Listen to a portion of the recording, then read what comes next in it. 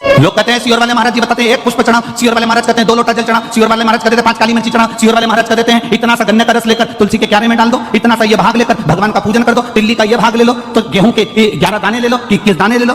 ये एक एक चीज का वर्णन कहां से है?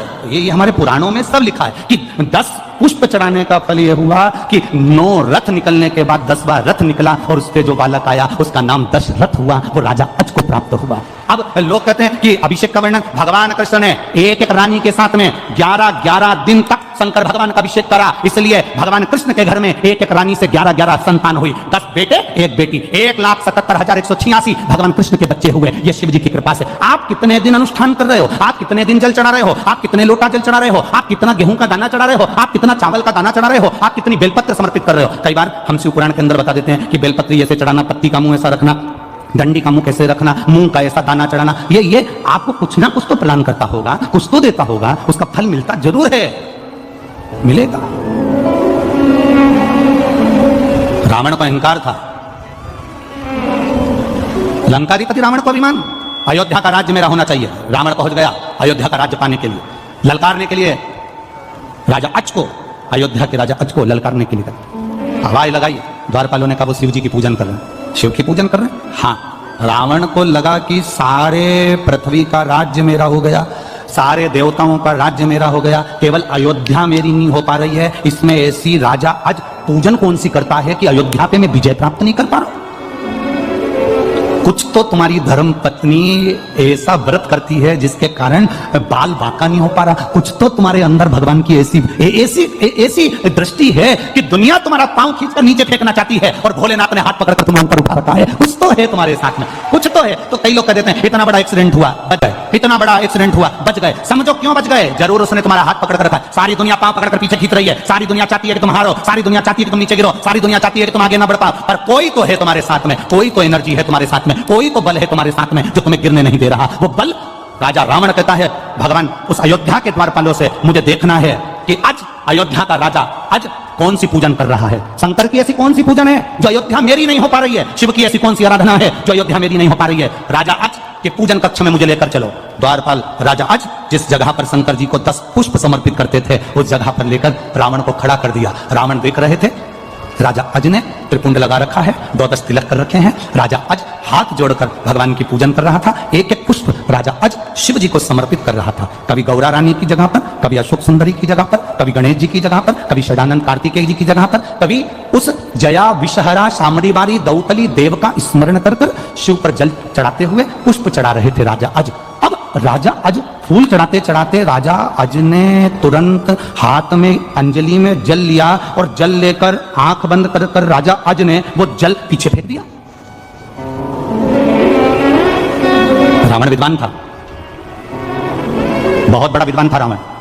रावण ने विचार करा हमारा सनातन धर्म, हमारे हिंदू धर्म में तो अंजलि में जल लेकर आगे छोड़ा जाता है, ये राजा की बुद्धि को क्या हो गया, इसने जल लेकर पीछे फेंक दिया। हमारे सनातन हिंदू धर्म में रावण लंकाधिपति सोच रहा है कि हमारे सनातन धर्म में, हिंदू धर्म में अंजलि में लिया हुआ जल सामने छोड़ा जाता है, आगे छोड़ा जाता है, पर राजा अज ने वो जल तो पीछे पटक दिया, हाथ में लेकर पीछे छोड़ दिया। अब रावण को हंसी आ गई, ठाका लगाया लंका के राजा रावण ने। अपने आप को इतना बड़ा विद्वान बनता है अज, जिसको पूजन करना तक नहीं आता, जिसको जल चढ़ाना तक नहीं आता, वो जल पीछे पटक दिया। अरे किसी विद्वान को अपने पास में बिठाना था, वो तुम्हें बता देता कि जल कैसे चढ़ाना चाहिए। किसी पढ़े लिखे को बिठाते अपने पास में, वो तुम्हें समझा देता कि जल कैसे चढ़ाना है, कैसा नियम करना है, कैसी पूजन करना है। कोई विद्वान को अपने पास में बिठाते, वो समझा देता तुमको। राजा रावण को हंसी आ गई और हंसी आते से ही राजा अज का ध्यान रावण पर चले गया। लंका का राजा रावण आज खड़े होकर बोले, आज लंका का राजा मेरे दरवाजे पर अयोध्या में कैसे आना हुआ? रावण कहते हैं कि मैं आया तो तुमको युद्ध के लिए ललकारने था, पर हमारा सनातन धर्म हिंदू धर्म में हाथ की अंजलि में जल लेकर सामने छोड़ा जाता है, पर तुम तो ना जाने कौन सा विधान लेके आए कि पानी को तुमने पीछे फेंक दिया। ये तुमने करा क्या? इतने में राजा अज ने कहा, मैंने पानी पीछे इसलिए फेंका, मैं जब पूजन कर रहा था 9वें नंबर का पुष्प मैंने समर्पित करा था और मेरे कानों में गौ माता की आवाज मेरे कानों में रंभाने की सुनाई देने लगी। यहां से 42 किलोमीटर की दूरी पर जंगल में एक शेर एक गाय को खाने वाला था। गाय ने मुझे पुकारा, नगर का राजा संभालो, राजन संभालो, गाय रंभाई, मैंने जल उठाकर पीछे फेंक दिया। रावण कहने लगा तुम्हारे पूजन में पीछे फेंके हुए जल से होगा क्या? राजा अज ने कहा वो जल शेर को मार दिया होगा, गाय को बचा लिया होगा। रावण कहता है पानी से शेर मरता है? पानी से शेर मरता है? राजा अज ने कहा मेरे भोलेनाथ जी का जो पानी है ना, ये कोई साधारण नहीं है, शेर भी मरा होगा, जाओ जरा देख कर आओ। रावण राजा अज से मिला नहीं, बात नहीं करी, तुरंत रथ उठाया रावण ने, 42 किलोमीटर दूर वन में पहुंचा और वन में जाकर क्या देखता है कि गाय घास चर रही थी, उसके पास में हजारों बाणों से रमा हुआ शेर पड़ा हुआ था। राजा रावण की आंख से आंसू बह गए। राजा रावण की आंख से आंसू बह गए और रावण तुरंत वापिस राजा अज के पास आया कि ये जल पीछे फेंका और वो बाण बनकर शेर को लग गए, ये जल था कौन सा?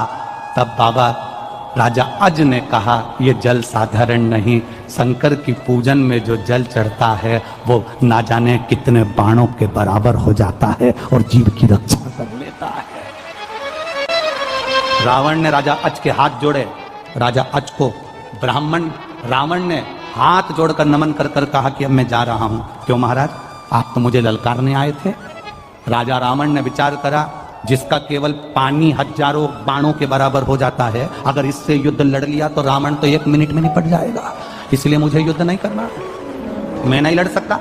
लंका का राजा रावण वापिस चले गया, लंका का राजा रावण वापिस गया और रावण जब वापिस गया तब राजा अज विचार कर रहे थे कि मेरे घर संतान नहीं और शिव की कृपा ऐसी हो गई जो 10 पुष्प राजा अज शिव को समर्पित करते थे, उस पुष्प का पुण्य मिल गया। एक एक रथ निकले, एक एक रथ।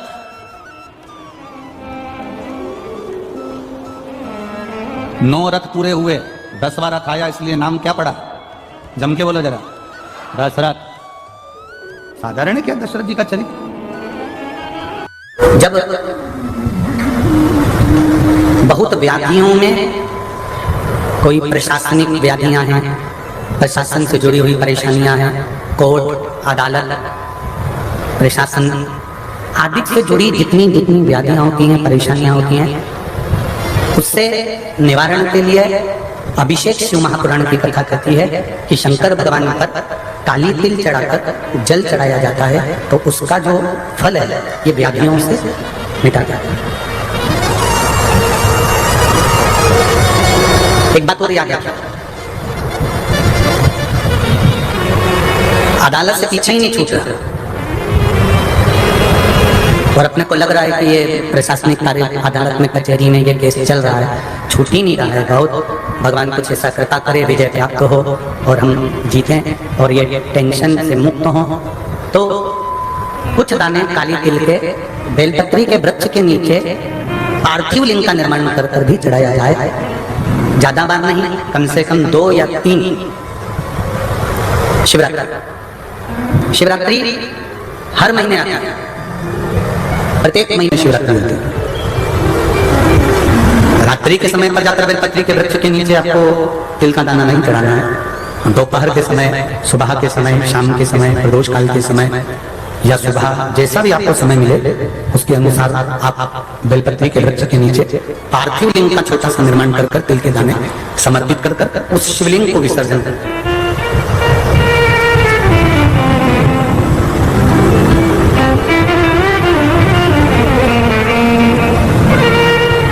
स्मरण रहे आप लोगों को कि जब कभी आपको ऐसा महसूस हो कि बच्चे गलत संगत की ओर जा रहे हैं, गलत मार्ग की ओर जा रहे हैं और व्यसन में डूब रहे हैं, या व्यसन की ओर जा रहे हैं, या वेश्यावृत्ति में, या मदिरापान में, या जुए में, या मांसाहार में, या गलत संगत में बच्चे पड़ रहे हैं, उस जगह पर भी तिल्ली को पीस कर शिव का लेपन कर फिर जल का समर्पण कर सकते हैं। और जरूरी नहीं है कि ये मंदिर में जाकर करें, आप अपने घर में भी कर सकते हैं।